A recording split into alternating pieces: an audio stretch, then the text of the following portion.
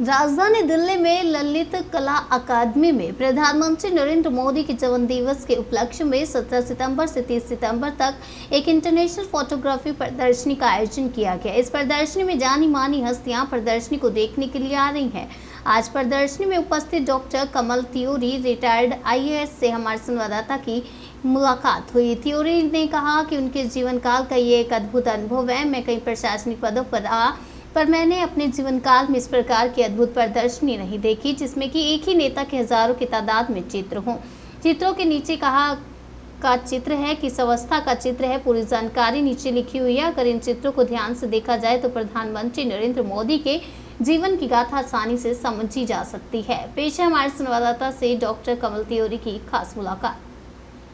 भाई कमलानंद जी, आपका बहुत बहुत स्वागत है मरुधन 24 न्यूज़ के ऊपर।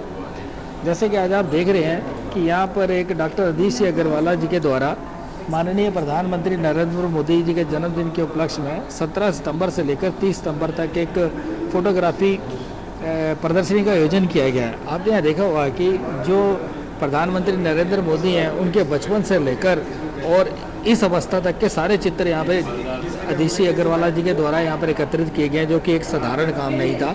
इस प्रकार के एग्जीबिशन लगाना एक बहुत ही एक अचंभे की बात है।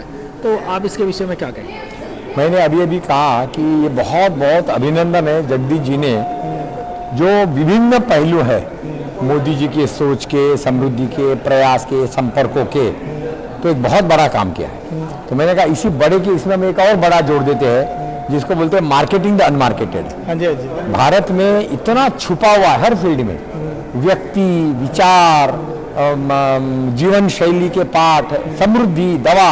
हमारा पंचगव्य विद्यापीठम है कांचीपुरम में, और हमारे गाय के माध्यम से असाध्य रोग इलाज इंक्लूडिंग थैलेसीमिया, तो ये अनमार्केटेड है। हमारे गांव में बूढ़े को, बुजुर्गों को मालूम था, समाव ये 40, 50, 60 साल की इसमें वो दब गया, मर गया, दबा दिया गया। तो ये जो काम कर रहे हैं अग्रवाल जी ने, एक तो बहुत अभिनंदन का है, क्योंकि इसमें जो अंतरराष्ट्रीय स्वरूप उन्होंने लाया। लोकल तो बहुत करते हैं, लेकिन लोकल के साथ अपने को ग्लोबल भी करना पड़ेगा। दूसरा, उस पर चर्चाएं करना पड़ेगा कि जो आपने फोटो देखा, विचार देखा, पढ़ा, उसके बाद में एक्शन प्लान में कैसे कन्वर्ट हो। लोगों का विश्वास, देखिए बहुत बड़ी चिंता की बात है कि अगर लोगों की आशा खत्म हो जाए, एक बार खाना नहीं मिला, पानी नहीं मिला, तो आदमी सह लेगा, बीमार भी हो गया तो एक बार सह लेगा।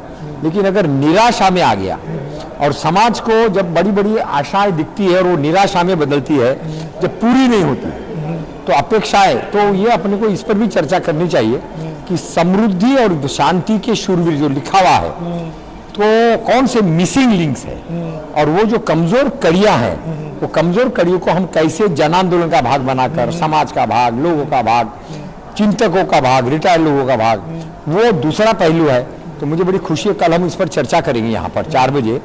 हमने आज अभी अग्रवाल साहब से बात किया कि ये तो बहुत बढ़िया काम हो गया। हम चाहते हैं कि इसका जो समृद्धि और विश्व शांति का जो मिसिंग लिंक है, हम कल इस पर थोड़ा सा यहाँ लोगों से चर्चा करें, और थोड़ा उस पर एक्शन प्लान लाकर लोगों को एक जागरूकता दे कि भैया आप भी अपने आसपास में छुपे हुए चमकते जुगनू, अनमार्केटेड जामवंत बनो, हनुमान ढूंढो, और निराशा को मत आने दो, क्योंकि निराशा जीवन का समृद्धि के बजाय वो पूरा उसमें दुख, कष्ट, मारपीट, दारू, यानी जीवन का रस खत्म कर देती है। सर, जैसे जो हमारी नई पीढ़ी आ रही है, जो कि देखते हैं कि हम अधिकतर जो मैक्सिमम समय जो है मोबाइल के ऊपर लगाती है, ठीक है, हमारे संस्कारों के बारे में उसको पता ही नहीं है। आप तो एक IAS अधिकारी रहे हैं, आपने बड़े नज़दीक से देखा है इन सब चीज़ों को। तो सर, कैसे हम अपनी नई पीढ़ी को जो है एक संस्कारों की तरफ लेके जाएं, और जैसे ना तो उनको अगर हम बात करें तो ना तो भगवत गीता के बारे में पता है, ना रामायण के बारे में पता है। इतनी बड़ी यहाँ पर प्रदर्शनी लगी है, लेकिन आप देखेंगे कि यहाँ पे यंग लोगों को बुलाना पड़ता है, खुद को इनमें जो है ना अपनी उत्सुकता नहीं दिखाता है।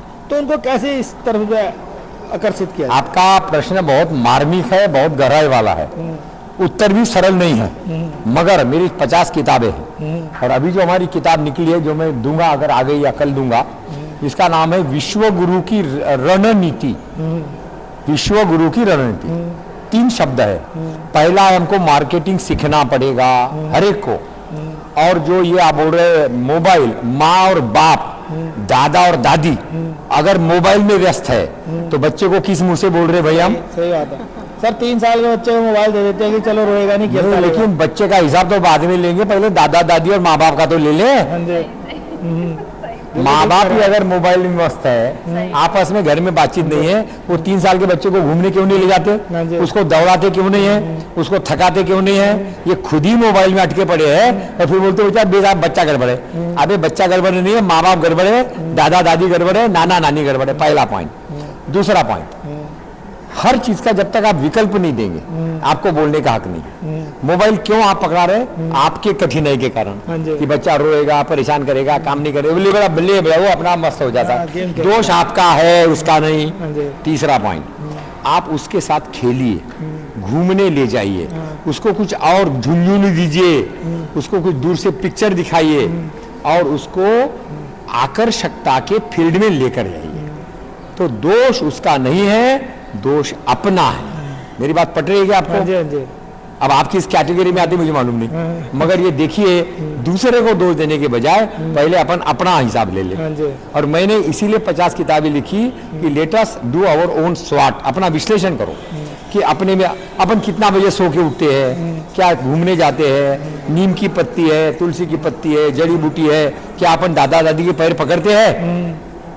तो दूसरे को दोष देने के बजाय पहले अपन अपना हिसाब ले ले। और मुझे लगता है इस भारत में जो विश्व गुरु वाला आपको किताब मैं दूंगा जरूर, विश्व गुरु की रणनीति, हमने उसमें यही बोला है कि ये 60-70 साल में, मैं 77 साल का हूं, मैंने देखा कहाँ बैलगाड़ी थी, गाय थी, घर में अनाज था, प्रेम था, मस्ती थी, उमंग थी, क्या बचपना था।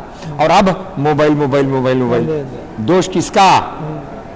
माँ बाप और सरकार का, समाज का, जाति का। हर नेता जिम्मेवार है, चाहे वो धर्म का नेता हो, कोर्ट का नेता हो, जाति मंदिर का नेता हो। हम कहाँ मैं से कब निकल रहे बाहर, मैं हम वो सब में कब जाएंगे, विसर्जन कब करेंगे? बहुत गंभीर प्रश्न है, इस पर कल चर्चा करेंगे 4 बजे।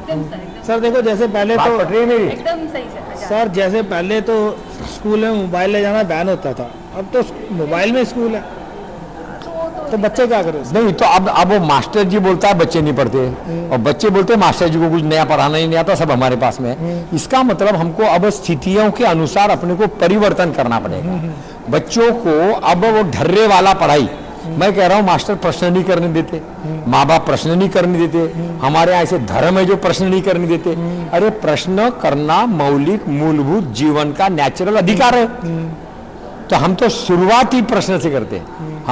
मेरा जितना समझ में जब से आया, मेरा सारा लिखन, चिंतन, लेक्चर, परिचर्चा प्रश्न से होता है। जब प्रश्न करेंगे क्वालिटी के, तो उसको झक मार के उत्तर क्वालिटी के ढूंढना पड़ेगा। अब ये ढर्रे वाला समय गया, ये नकल वाला समय गया, ये रूटीन वाला समय गया। हर एक को क्रिएटिव होना पड़ेगा और मोबाइल उसके हाथ में है और जड़ से जुड़ना पड़ेगा। ये सब हमारी किताब में मैं आपको दिखाऊंगा। और मेरा अनुरोध है कि आपसे कि आप भी इसमें नेतृत्व शाला के प्रोग्राम शुरू कीजिए। हाल ही में 50 करोड़ का अभी जापान से इन्वेस्टमेंट आया है, मार्केटिंग द अनमार्केटेड। अभी तक बड़ा बड़ा इन्वेस्टमेंट आता है, बड़े बड़े उद्योग, बड़े बड़े कारखाने, बड़े बड़े पुल। ये पहली बार हो रहा है कि गाय में, देशी गाय में विदेश से, जापान से करोड़ों में इन्वेस्टमेंट आ गया। मैं कहता हूं भारत में 6000 ब्लॉक्स है, एक ब्लॉक में कम से कम 10 करोड़ का भी आए तो 60,000 करोड़ का इन्वेस्टमेंट गाय के सेक्टर में आ सकता है, बशर्ते उसमें आप जैसे लोग जुड़े, थोड़े पागल लोग और जुड़े, जिनका थोड़ा जड़ से जुड़कर विकास में विश्वास है जुड़े, और ये ढर्रे से नहीं होगा।